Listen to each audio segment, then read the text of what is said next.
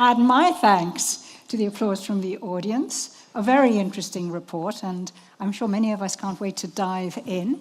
I'm going to quiz them, ladies and gentlemen, if you give me permission to do so. And I'd also like to ask Mate Rimatz, who gave us a very interesting keynote just before on the top and the bottom end of the market and how he hopes to conquer both, to join us too.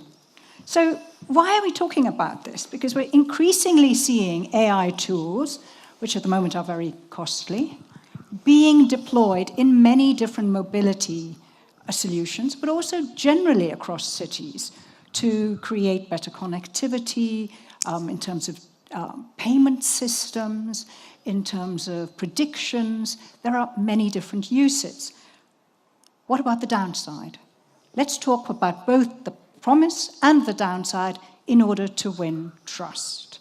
I thought that was a really important point that you made there, John. So can I start with trust then, Mate? How do you win trust? From consumers, from regulators, in cities like Zagreb, where you're hoping very soon to launch the Vern? Yeah, that's a really good question.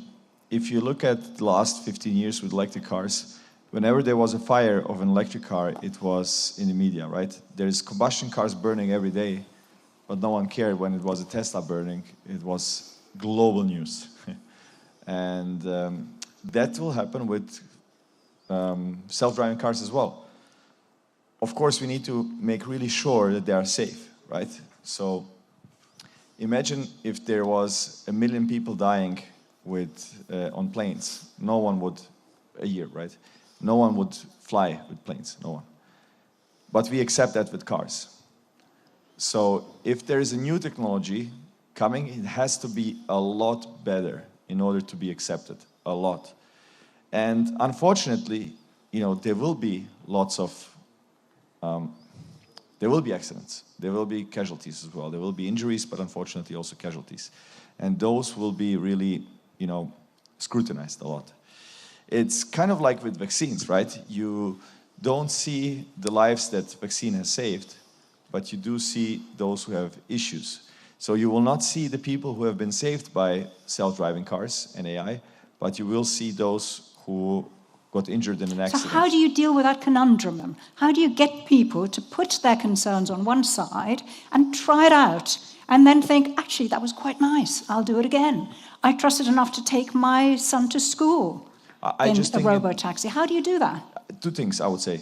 One is data. Like, you have to be able to prove that it's like 10 or 100 times or maybe 1,000 times safer than the status quo, than human drivers.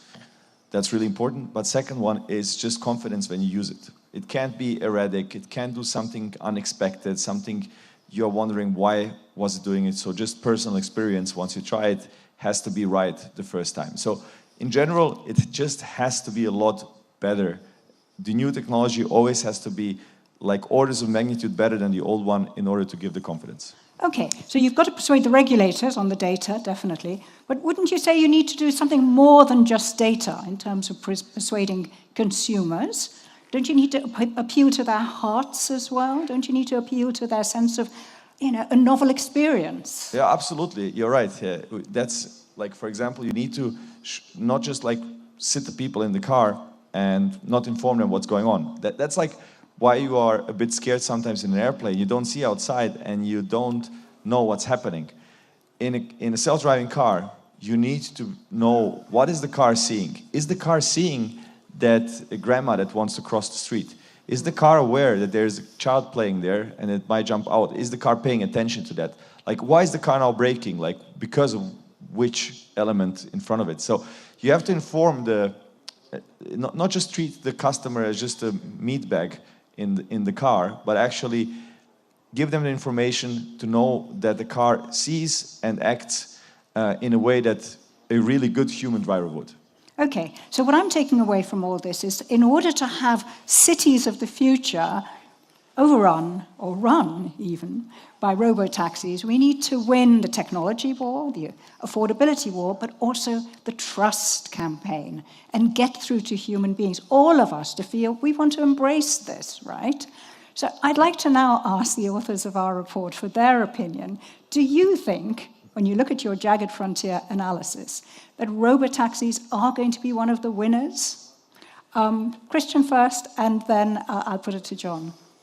Yeah, I mean, you could. I have this one here. I think you can argue they almost have already in some ways. I mean, the accident statistics are quite impressive. When you look at the Waymo data, when you look in Chinese data, you get to something like 80% safer.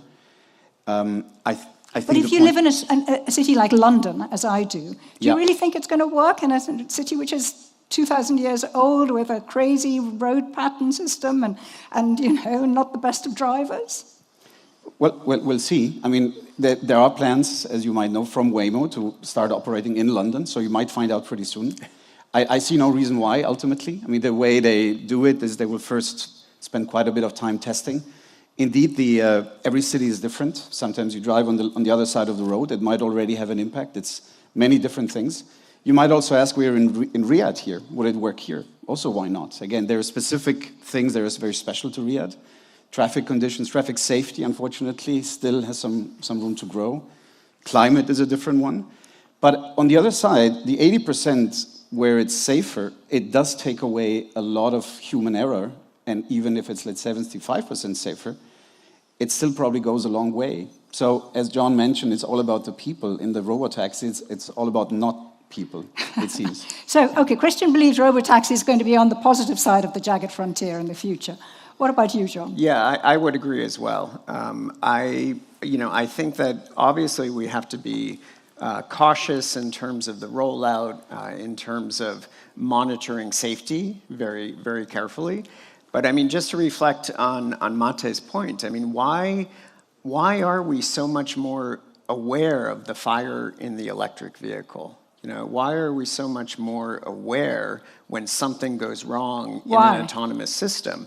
And it's because of the novelty of the technology. And because we're skeptical, maybe. We're skeptical. We're looking for reasons to reinforce our skepticism. We are creatures of habit. We find comfort in the status quo. So what's the status quo?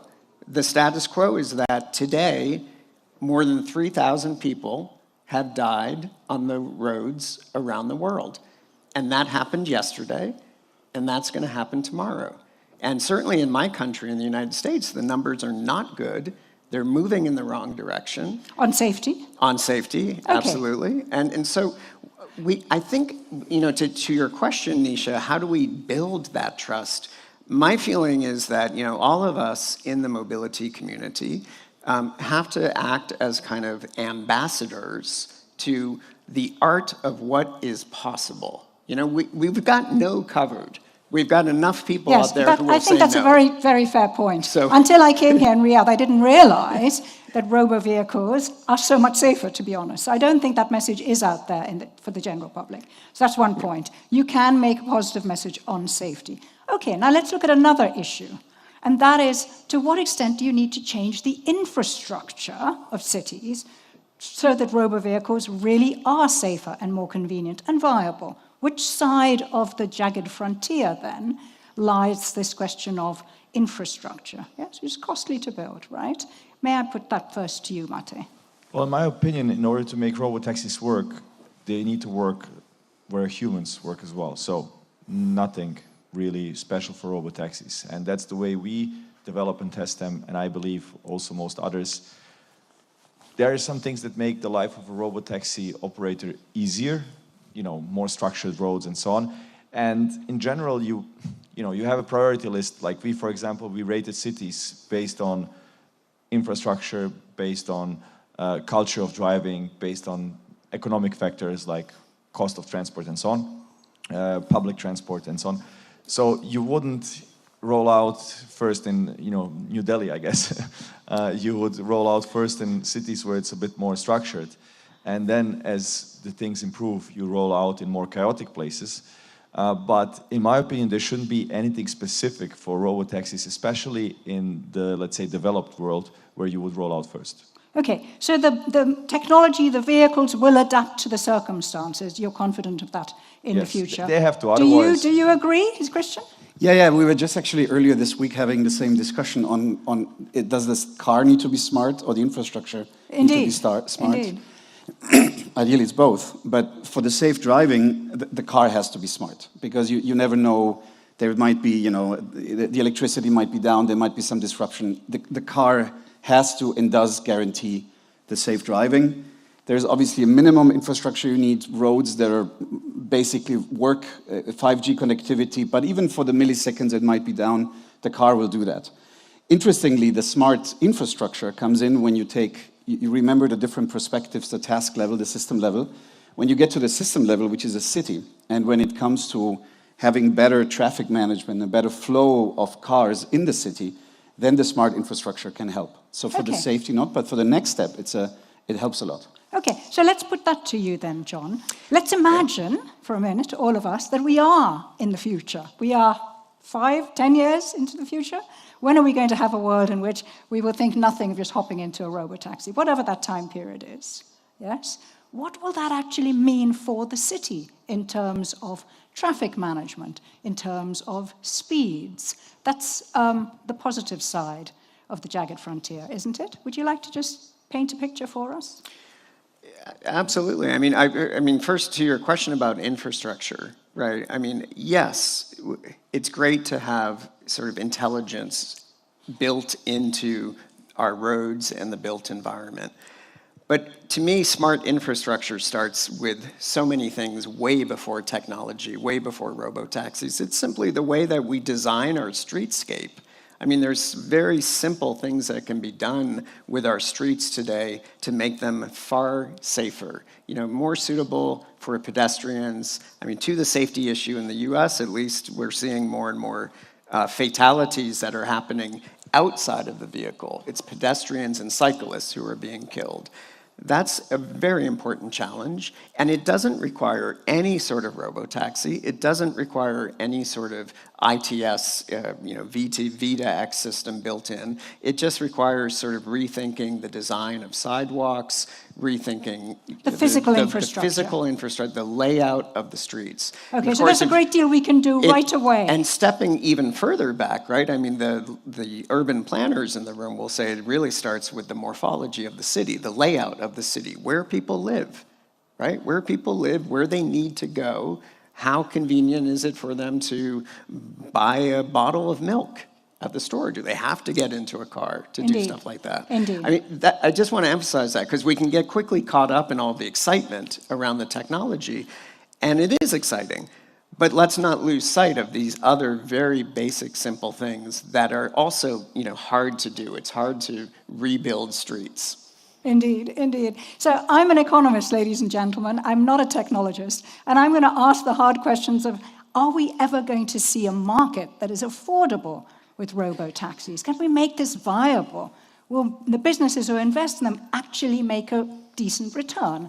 So I'd like to put that first to you, of course, Martin, because you are investing in this area.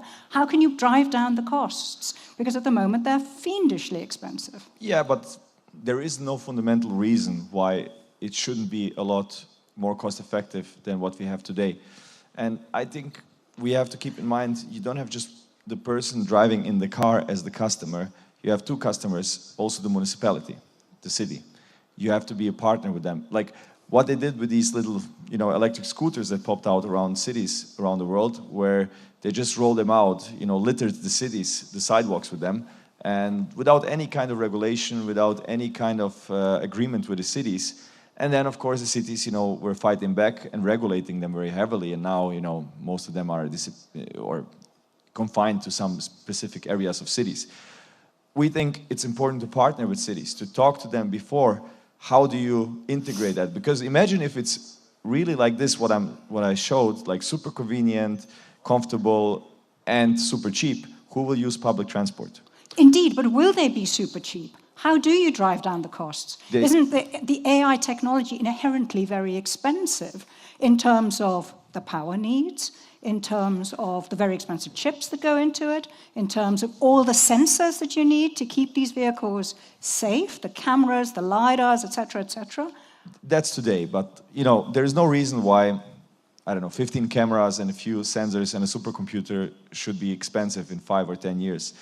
If you look at the other side of So the once you equation, scale, it'll bring down the costs. You're confident about that? Absolutely. But if you look at the other side of the equation, like a normal car gets used like 4% of the time. A robotaxi will be used 40, 50, 60, 70% of the time. You will develop the car because these cars won't be sold to end users. They will be operated by fleet operators which see the car every day. They get all the data from all the cars all the time. So there is no reason to design the car to last, I don't know, 200, 300,000 kilometers. You can develop it to last 1 million kilometers. You might need to replace the seat every 200,000 kilometers, but you build that into the business model. So there is absolutely no reason it shouldn't be, and of course, I mean, the big elephant in the room is that the driver is gone, right? So that's the biggest cost factor for... Say that again, the big elephant in the room is? The cost of the driver. The cost of the driver, yes, Yeah. indeed. How are we going to deal with the social implications of that? Which we'll come to in a minute. But first, I want to see if our panelists agree with you that it's just a matter of time. The robo-vehicles are going to come crashing down in cost because they'll be built on scale, and you'll see all the advantages, for instance, what we've seen with solar panels, which started off expensive and are now the cheapest form of creating electricity. John? I agree 100% within the urban concentrated high-density areas. You know, I don't think we're going to have robo-taxis in rural parts of the world. Okay, because then you won't be able to use them so intensively and then bring down the per journey cost. Yeah, right. yeah. Christian? Yeah, well, I agree, first of all. I mean, the prices of the AV kits, there's a number of reasons why it does get more economical over time. The driving behavior, by the way, is more economical if humans drive, many, many things. But I would maybe like to add another thought on the economics, is let me ask in a provocative way, do people actually want cheap robotaxis? Because, I mean, ultimately, you could always say yes. But if you look at San Francisco, the experience has been a bit different, where robotaxis are around 30% more expensive than the normal Uber drive, than the Uber X drive. And in China, it's a bit like this. Some of the players have been aggressive and bought market share. But for now, they've actually been priced higher. When you talk to the operators, it's not fully clear if they have to price. They price, obviously, what they can get away with. But so why do people pay more than for an Uber ride? It's you wait longer for a car because there's still fewer. It takes you longer to get from A to B because the robotaxi will never go 51 kilometers an hour if 50 is the limit. So why do they pay 30% more? So why? What do they Waymo think? has a nice car. It's a Jaguar. But probably it's the fact they don't have a driver who, there are no security reasons. There's nobody who hasn't taken a shower. There's nobody who chats them up on something they want to chat about. It's the safety, it's the consistency of the user experience where people pay 30% more at the moment. I mean, we're all learning. Yeah, and it's a premium experience. It's a Jaguar Indeed. car, as you say. Indeed. But if it's going to become a mass experience, it's not going to be more expensive than the other options. Let's face it. In the it long has run, to come down. probably in not. price, But right? I find interesting that people would pay more to not have a human experience That's while interesting. driving. To avoid contact with our fellow citizens, ladies and gentlemen. Okay, so going back to this jagged frontier, which is a really nice, very nice image that you both have come up with, what about the human factor then? If I were a city leader sitting in a town hall, wouldn't I be anxious? Wouldn't I be losing sleep about the number of people who will potentially lose their jobs as a result of this? And how do you engage in meaningful conversations with the city leaders? Mate. Yeah, so I think you know the classical arguments. The more automation you have in any country, the less unemployment usually you have, let's say in industrial automation. So the countries who have more robotics in their production systems or more robots per capita have less unemployment. And we all know the examples, of jobs like the people in the early stages of escalators, pushing the buttons and stuff like that all disappeared with the escalator automation. And I'm not sure that many people miss those jobs. And, there is this whole debate about which jobs AI will replace, universal income. It's tough to know, but in the end, I think what matters is that robotaxis will be, it's technical progress. It's hard to stop. There is so many advantages in terms of life saved, efficiency of use of resources, better experiences, less casualties, less people injured, that it's a small price to pay if some jobs get lost, but then of course they will be created elsewhere. That's throughout humanity in the last hundreds of years through technical progress has always been this question of jobs being lost with a new technology, but poverty rate and unemployment is at a historical low. Okay, so Maher is a techno-optimist. That's not a surprise. But at a time like this, when in many parts of the world squeezing out economic growth is proving to be ever more difficult, how would you persuade city leaders that this is something worth regulating despite the risks to jobs? Christian and John. Yeah. Well, I agree with Maher what he said. I don't think the evidence is fully conclusive now on the loss of jobs by AI. There are many studies on this, in-depth studies, but I mean, you could say the conventional wisdom is that over time, when we had, as you mentioned some examples, when we had factories and all kinds of electricity. No, I'm going to jump in there. Sure, Yeah. It's not conclusive in terms of the use of AI applications across business as a whole, Yeah. because there are many other things going on and the data is messy. But it is Yeah. conclusive in terms of robo-taxis. It's obvious you're going to Yeah. you have one driver less if you go into a robo-taxi. Yeah, for the So, case of I mean, I think robo-taxis, it's conclusive. I Yeah. agree. So how do you persuade business leaders, politicians who are concerned to make sure that Yeah. this is not a socially excluding technology? I mean, it's the same game as always. You can run, but you cannot hide, isn't it? I mean, the longer you protect, the longer you delay. Yeah. And obviously, in some cases, maybe there are good reasons to delay. But at the same time, it's coming. So the earlier you prepare, the earlier you accept and endorse. There might be, re-education programs. There might be other incentives. There might be all kinds of, policies you could think of. I think I'm from Europe. We tend to protect for a long time. We tend for regulation to protect things for a long time. I think that's probably in the long run not the greatest recipe for success. So probably the earlier you accept and the earlier you start, doing something about it, the better. So Okay. you asked, how do you persuade city leaders? I mean, beyond the moral imperative that Maher described, you're saving lives. There's also an economic imperative, which is, I think we in this room understand why mobility really matters. It matters for competitiveness. I mean, mobility is the lifeblood of cities, right? And cities that don't have mobility suffer.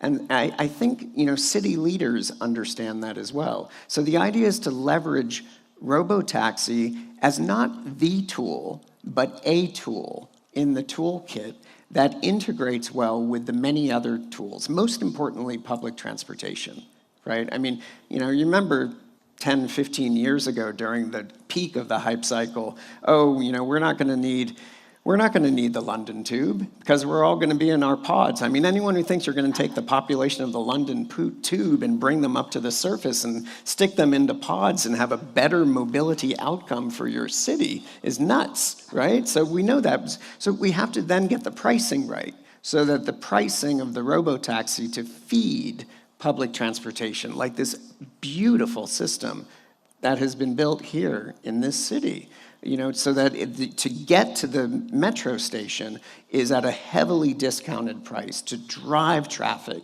into those trunk lines. These are the types of things. Robo-taxi isn't the solution, it's part of the solution.